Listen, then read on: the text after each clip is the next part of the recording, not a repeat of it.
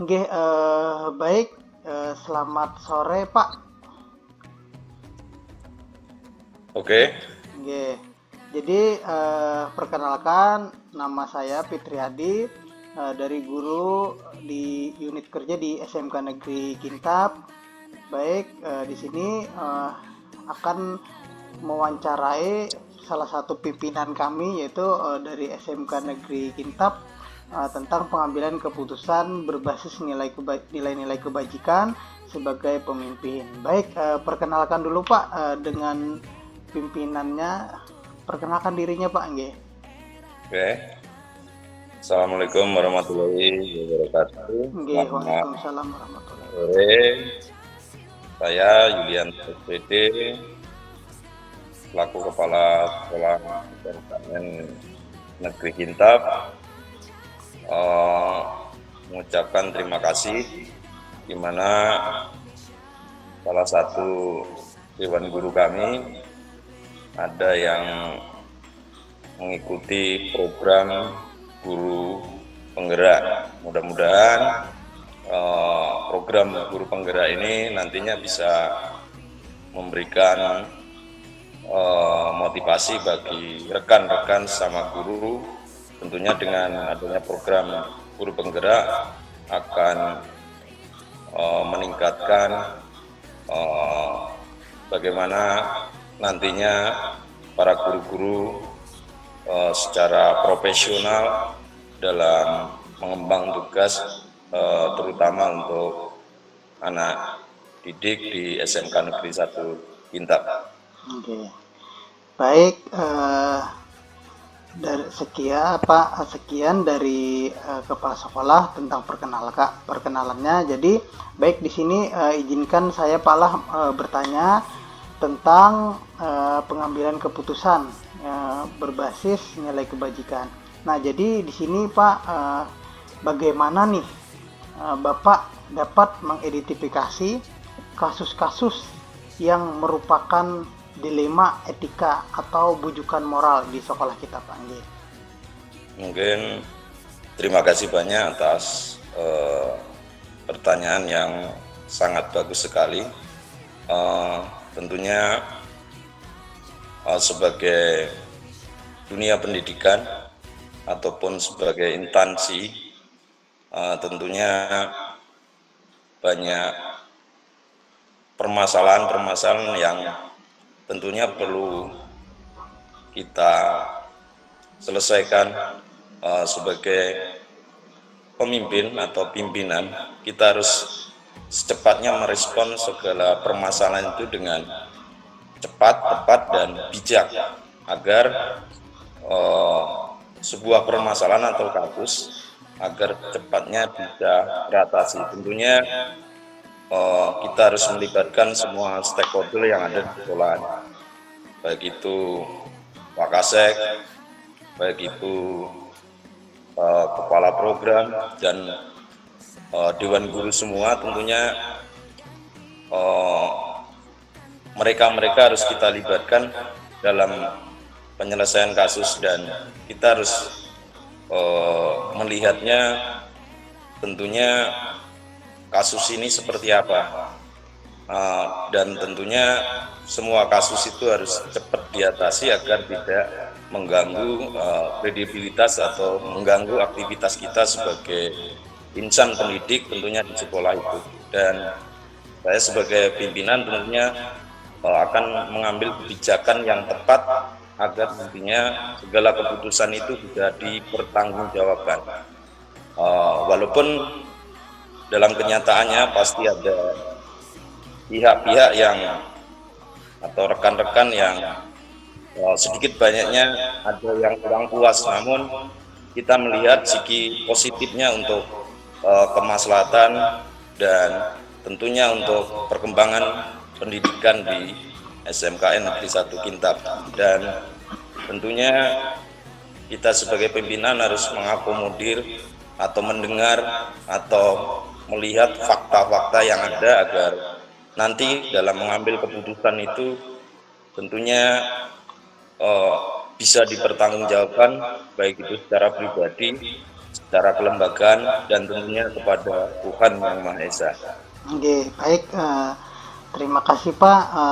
Dari tadi Bapak berbicara tentang masalah kebijakan tepat dan melibatkan segala aspek di lingkungan sekolah, baik itu guru, kepala jurusan, wakasek, beberapa wakasek di sekolah, dan agar sekolah kita lebih baik dan menjadi lebih baik lagi dan menjadi lebih maju seperti itu. Jadi kira-kira nih Pak, selama ini bagaimana Bapak menjalankan pengambilan keputusan di sekolah, dan terutama untuk kasus-kasus di mana ada dua kepentingan yang sama-sama benar atau sama-sama mengandung nilai kebajikan seperti itu Pak. Bagaimana Pak?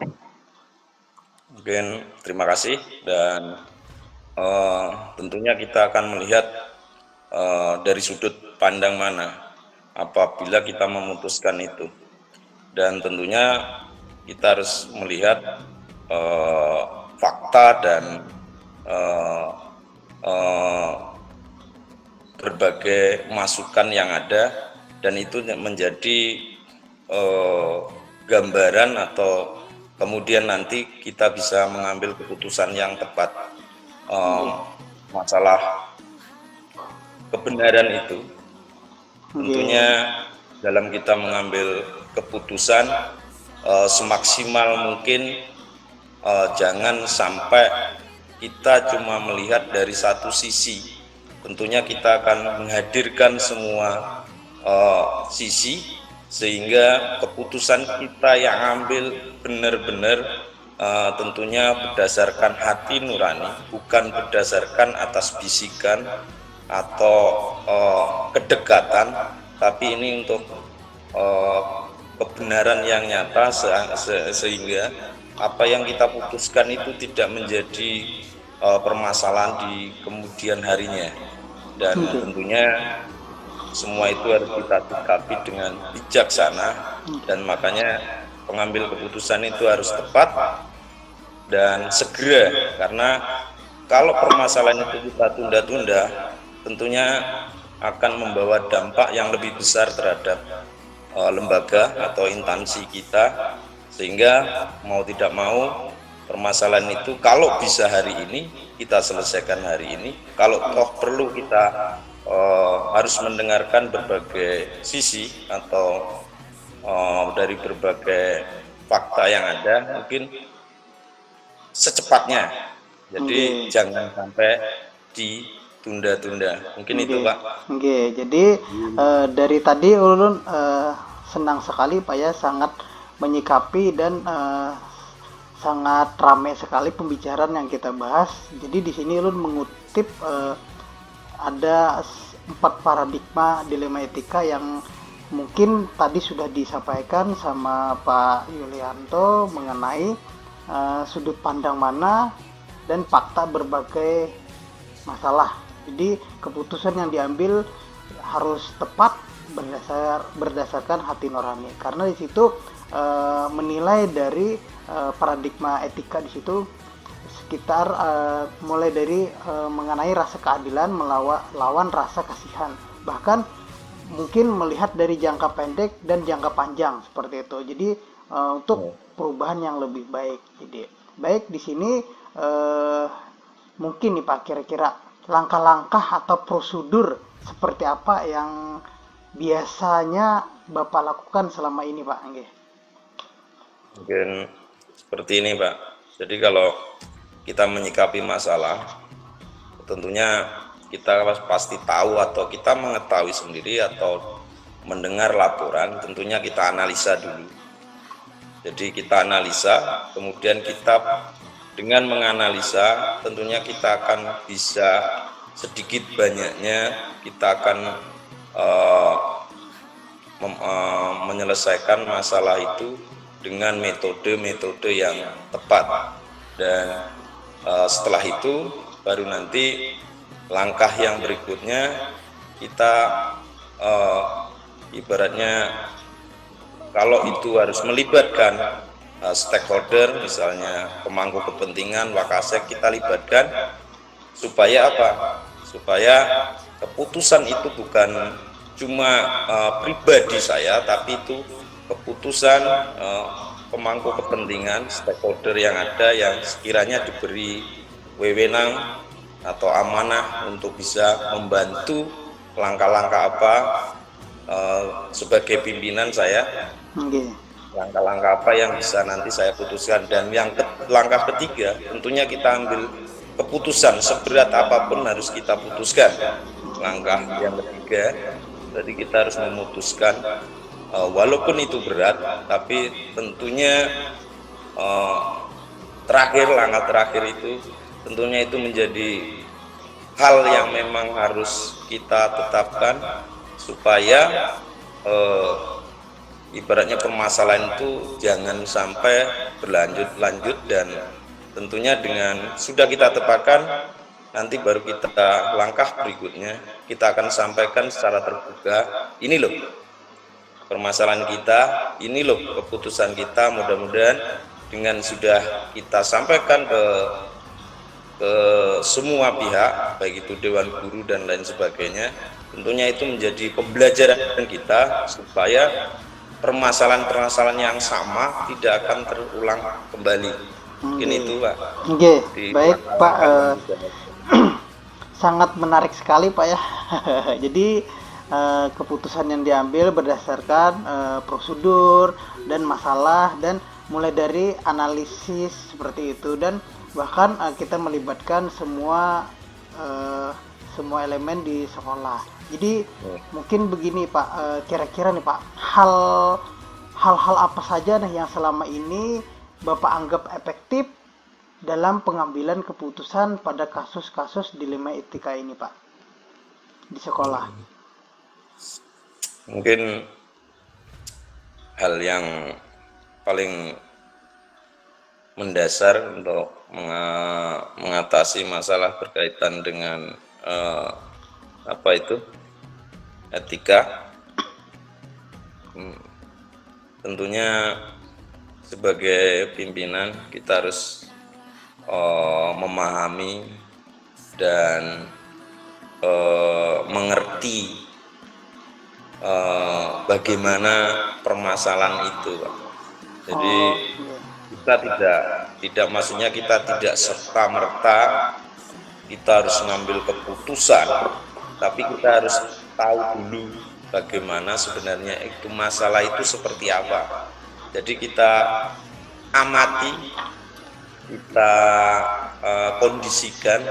Jadi kita tidak serta-merta ketika melihat masalah kita langsung mengambil tindakan, tidak. Jadi kita harus berpikir positif bahwa memang sebagai makhluk sosial, sebagai lembaga atau instansi, tidak mungkin lepas dari berbagai masalah. Nah, tentunya masalah itu dalam kita berinteraksi sebagai makhluk sosial, masalah itu tetap ada, dan bagaimana kita menyikapi masalah itu sehingga masalah itu nantinya tambah menjadi pendewasaan diri kita, atau dengan masalah itu tambah bisa meningkatkan daya kerja kita masing-masing. Bukan tambah dengan masalah itu tambah menjadi mengecilkan diri kita, tidak.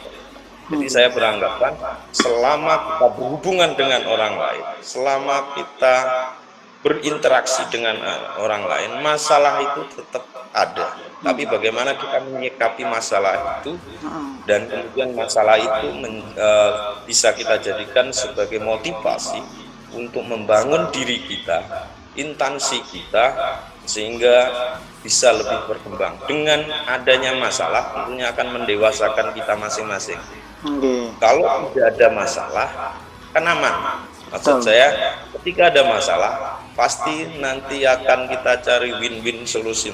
Jadi kita akan cari solusi yang terbaik bagaimana untuk penyelesaian masalah, dan di kemudian hari itu tambah menjadi penyemangat kita untuk semakin berkembang dan maju.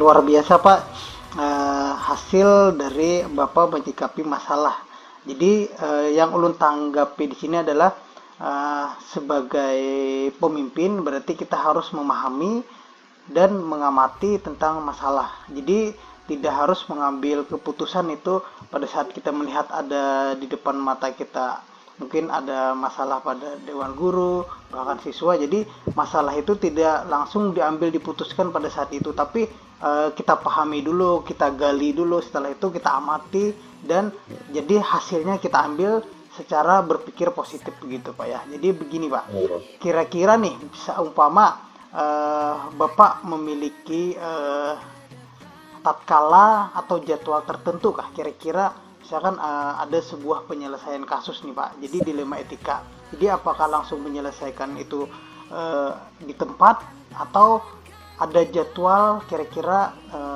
dalam bentuk prosedur seperti itu Pak, misalkan jadwal per minggu kah untuk menyelesaikan masalah, misalkan ada permasalahan di antara siswa bahkan dari dewan guru seperti itu Pak, gimana Pak?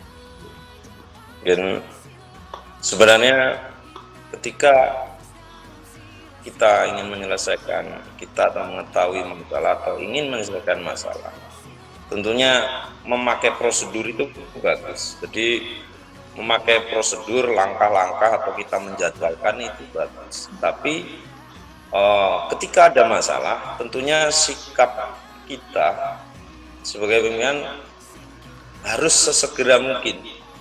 Kalau kita pakai langkah jadwal, kalau kita melangkah jadwal itu nanti tambah akan menumpuk masalah sebenarnya.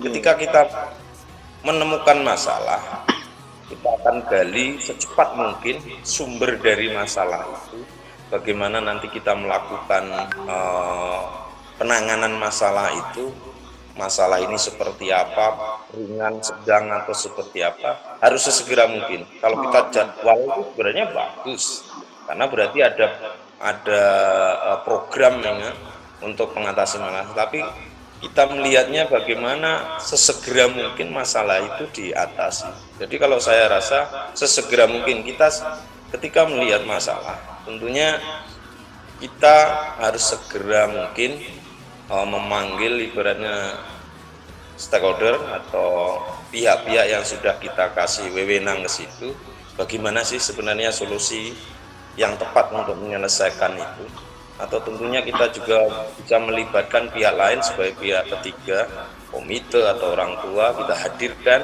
agar segera mungkin. Kalau itu berkaitan dengan siswa, kalau guru tentunya sesegera mungkin. Karena apa? Kalau kita berlarut-larut, kita pakai jadwal dan lain sebagainya, tentunya tambah akan mengganggu kinerja guru itu sendiri dan mengganggu sistem pendidikan atau sistem pembelajaran, karena sedikit banyaknya pasti akan berpengaruh kepada rekan-rekan lain. Jadi saya anggap kalau kita menemukan masalah, sesegera mungkin harus diatasi tanpa harus ibaratnya kita menunggu jadwal langkah-langkah bagaimana penyelesaian masalah itu. Ini tuh. Oh, nggih. Sangat menarik sekali Pak. Di situ tadi kan berarti kita harus menggali dulu Pak ya sumber masalah itu. Jadi sesegera mungkin, kalau ibaratnya kita menunggu akan menumpuk permasalahan yang ada. Jadi kira-kira hal-hal apa saja nih Pak yang selama ini merupakan menjadi tantangan Bapak dalam pengambilan keputusan Pak dalam kasus-kasus dilema ini Pak? Sebenarnya seperti ini, kalau kita berpikiran positif, sebenarnya masalah itu tidak akan menjadi beban. Dengan adanya masalah tentunya tambah membuka wawasan pemikiran kita.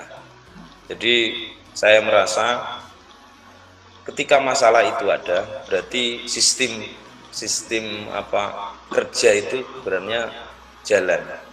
Kalau tidak ada masalah, berarti kan enjoy santai.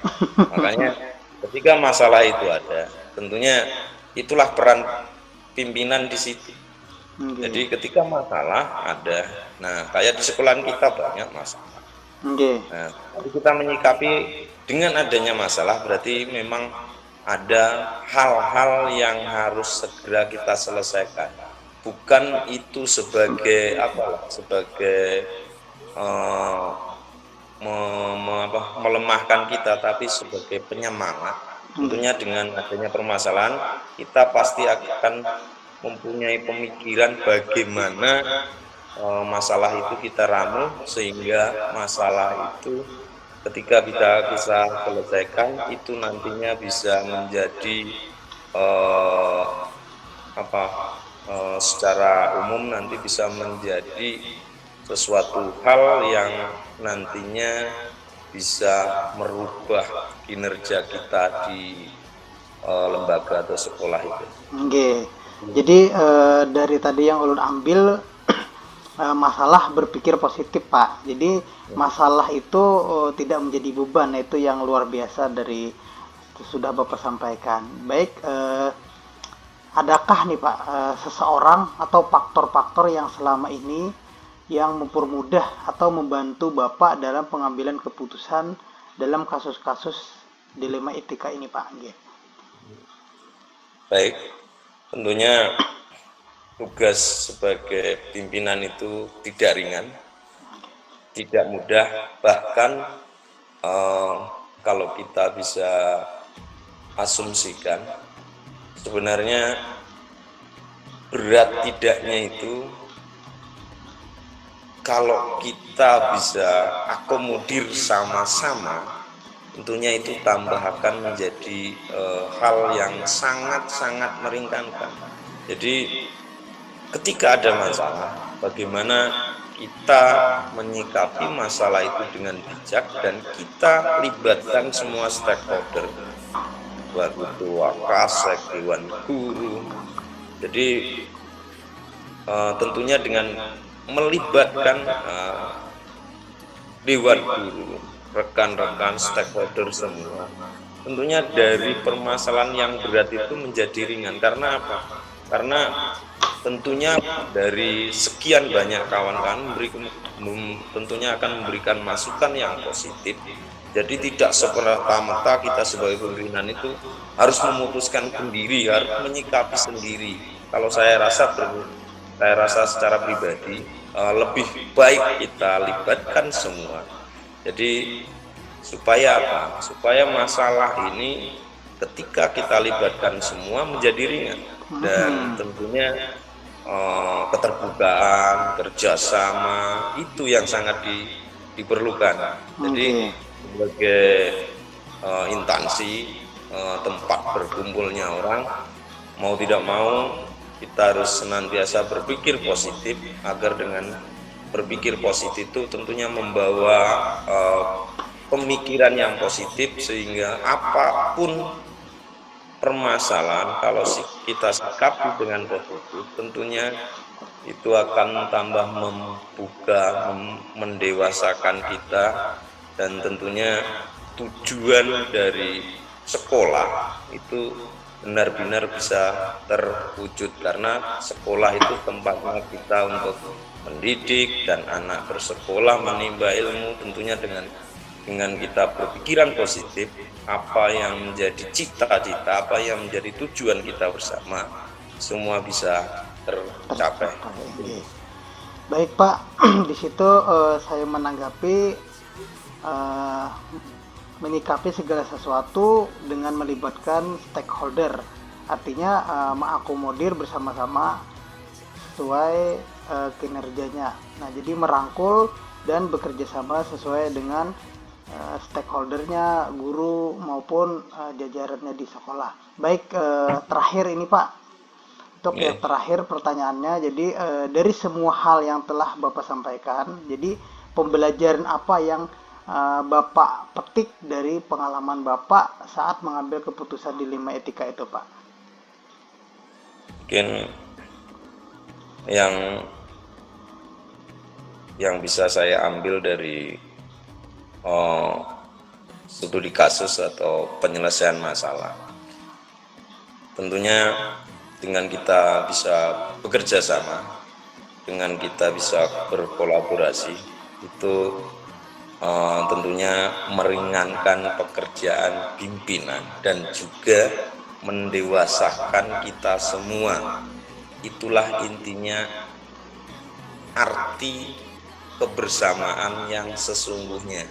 Jadi tidak semerta-merta sebagai pimpinan harus mengambil keputusan sendiri, harus berjibaku sendiri. Kalau kita libatkan semua, bagaimana kita dari situ kita bisa memetik sebuah kesimpulan bahwa permasalahan itu akan ringan apabila kita libatkan semua stakeholder dan kemudian kita menyikapi masalah itu dengan positif, dengan bijaksana, sehingga apa yang kita putuskan itu tentunya bisa diterima oleh khalayak umum. Oke, terima kasih Pak. Jadi yang ulun ambil dari kesimpulan ini adalah bahwa untuk mengambil keputusan itu pihak pimpinan tidak mengambil keputusan sendiri. Jadi sebagai pemimpin adalah langkah bagusnya kata Bapak tadi, yaitu melibatkan segala stakeholder, yaitu dengan cara bersama-sama atau dengan cara kebersamaan untuk mengambil keputusannya menjadi keputusan yang positif dan bijaksana seperti itu. Oke, mungkin itu saja Pak untuk yang saya tanyakan tentang wawancara pada pertemuan sore hari ini. Nggih, salah hilap mohon maaf Pak. Nggih. Wabillahi taufiq wal hidayah. Wassalamualaikum warahmatullahi wabarakatuh. Nggih. Waalaikumsalam warahmatullahi wabarakatuh. Nggih, terima kasih Pak. Nggih, sehat selalu Pak. Nggih, nggih. Yo, assalamualaikum. Nggih. Sehat selalu Pak. Nggih, amin. Izin Pak. Nggih. Nggih, monggo. Ya, nggih.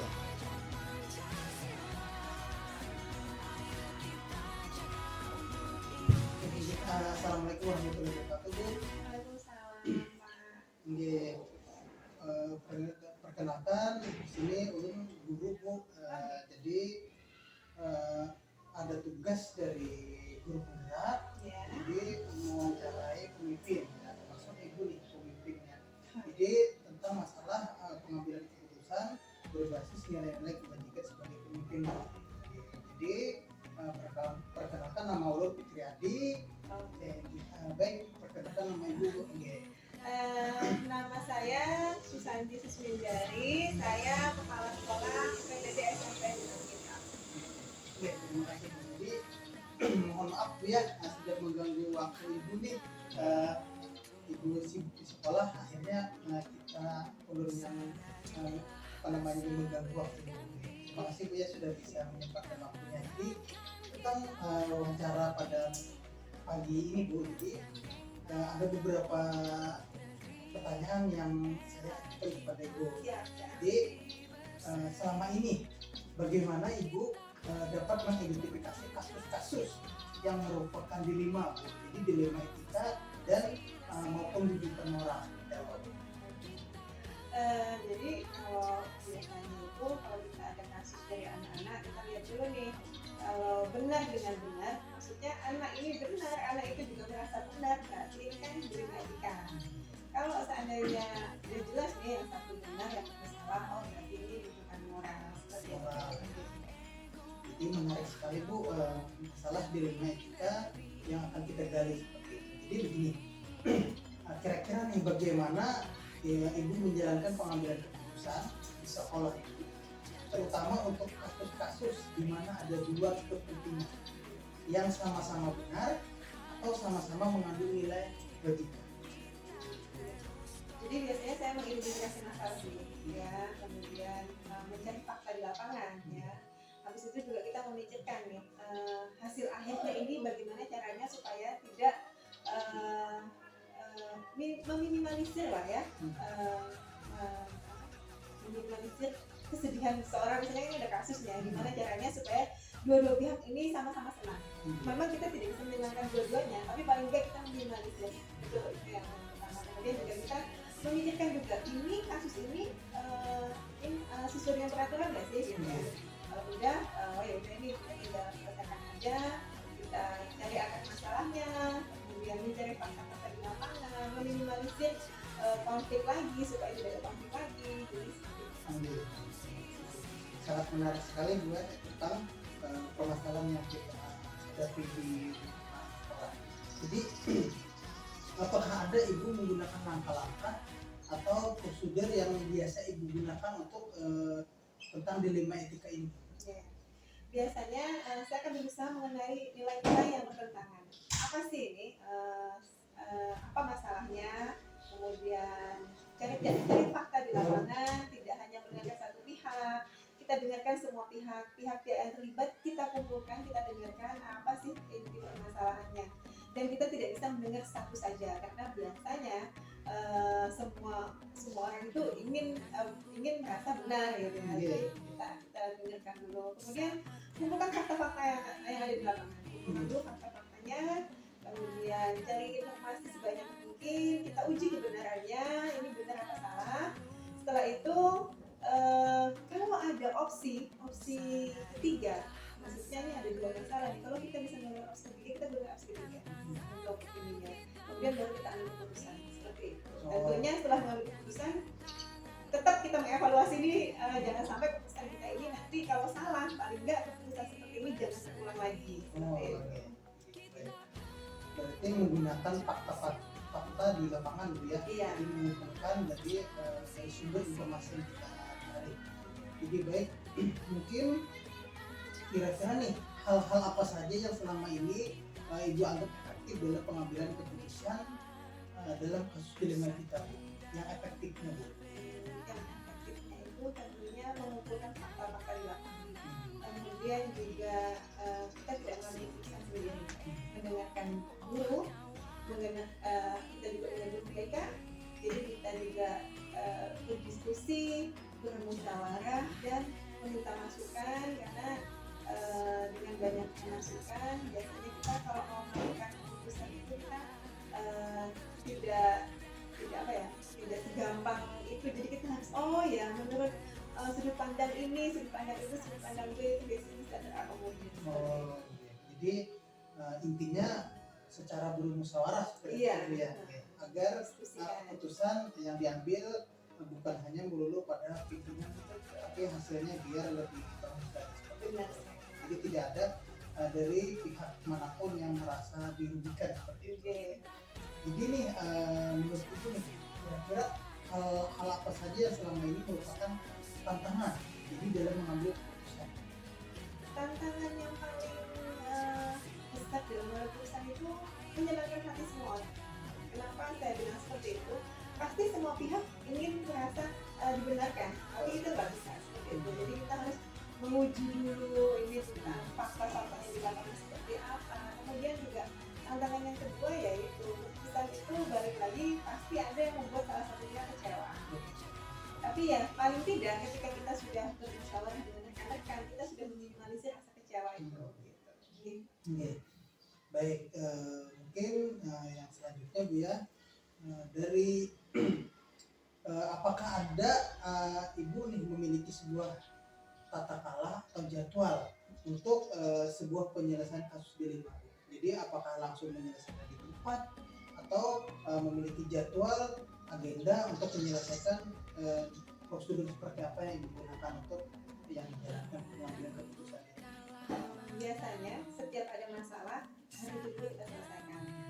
Kita gali informasi, cari kebenarannya, fakta-faktanya, kita kumpulkan guru-guru, kita kumpulkan juga siswa-siswa yang bersangkutan, semua kita kumpulkan sampai ada solusi. Kalaupun tidak ada solusi hari ini, kita bisa besoknya. Tapi tidak ada yang terjadwal, paling enggak setiap ada kasus kita langsung gerak cepat supaya tidak berlarut-larut dan kondisi di kelas ataupun di sekolah itu nyaman. Karena kalau kita tunda-tunda, takutnya itu membuat kondisi sekolah tidak nyaman. Berarti intinya di sini adalah langsung gerak cepat Bu ya. Jangan berlarut-larut sehingga permasalahannya ada, bukannya menutup, tapi permasalahannya ada biar cepat terselesaikan seperti itu. Jadi adakah seseorang atau faktor-faktor yang selama ini mempermudah atau membantu Anda dalam pengambilan keputusan? pasti kita tidak bisa tidak sendiri, apalagi dengan jumlah siswa kemudian juga guru-gurunya. Biasanya saya selalu berdiskusi dengan guru-guru kemudian juga komite. Kalau sudah itu menyangkut hal yang agak berat, kami biasanya juga komunikasi dengan komite. Tapi yang pasti guru-gurunya, dari guru BK, kemudian wali kelasnya, anak-anaknya. Kalau anak-anaknya kita mungkin lebih punya informasi. Tapi kalau untuk keputusan selain guru, kalau itu masalah besar biasanya melibatkan komite. Jadi intinya tuh melibatkan beberapa stakeholder ya, dari pemangku kepentingan termasuk dari orang tua, komite, agar segala sesuatu bisa berjalan dengan baik dan lancar. Ini terakhir Bu ya, dari semua hal yang telah Ibu sampaikan nih, kira-kira pembelajaran apa yang dapat Ibu petik dari pengalaman sampean mengambil keputusan dilema etika? Banyak sekali pembelajarannya. Kadang-kadang keputusan kita ini perlu dievaluasi. Kadang kalau kita melihat lagi keputusan zaman dulu tuh ada juga yang salah ya. Jadi memang kita harus belajar lagi, harus banyak membaca, harus banyak memperkuat rasa peduli ya, seperti itu. Jadi banyak sekali keputusan-keputusan yang dulu itu menjadi bahan acuan kita keputusan nanti yang akan datang. Jadi ya harus seperti itu. Jadi pembelajaran intinya berarti keputusan itu kita rangkum bersama-sama dan belajar dan terus belajar. Betul Pak. Karena tidak gampang mengambil keputusan itu. Benar. Karena biar tidak ada yang dirugikan. Benar. Oke, terima kasih Bu atas waktunya. Mungkin itu saja yang bisa saya tanyakan pada pertemuan kali ini. Salah hilaf mohon maaf. Wabillahi taufiq wal hidayah. Wassalamualaikum warahmatullahi wabarakatuh. Waalaikumsalam. Terima kasih Bu.